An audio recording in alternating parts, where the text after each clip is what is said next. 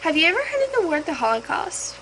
Have you ever wanted to help someone in such dire need that you just wanted to help them just to be their friend? Have you ever wanted to be a real-life superhero, except in human form? These are some questions we need to think about when we talk about the book Anne Frank Remembered, a story about the woman who helped save and hide the Franks. This story was written by Miep Geist and Allison Leslie Gold. This respectable book is categorized in the genre nonfiction, or it can be classified as a primary source.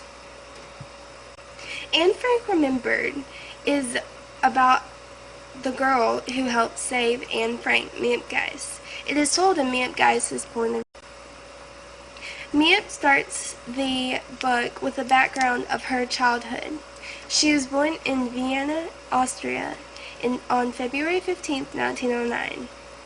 She was then, at age 11 years old, she was then transferred to her adoptive family because after World War I broke out, her family did not have enough money to supply her and she got really sick. Mia first met Otto Frank when he gave her a temporary fill-in job making jam. She then stayed on for a permanent job as an office worker. Miep and Otto became really close, and then the man she was courting, went over to their house and met the whole family. They then had friendly gatherings every Saturday with them, while her and Henk Geist was courting. When the Nazis came in, they were going to deport Miep Geist because she was originally an Austrian, but then in her heart she was Dutch. She then was forced to be able to stay in Amsterdam, where they all lived, by marrying Henk Geist, and the Franks were present for that. In part 2 of the book, is when they go into hiding after the Nazis came in and was pretty much taking their freedom away. And she agreed to hide and help the Franks and the Vandans and Dussel, a dentist. She hid all of them in the annex above the Franks' business. Throughout the book, Miep describes how the hardships and the responsibilities she had trying to hide and take care of the Franks and the Vandans. Miep Geist puts the book in third person, which gives the reader imagery to feel like they were actually in the book and it was actually happening, because it's like you're inside of her head and you can see things.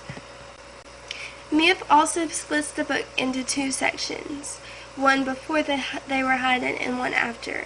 This creates 2 types of suspense. It also creates 2 different tones of the book.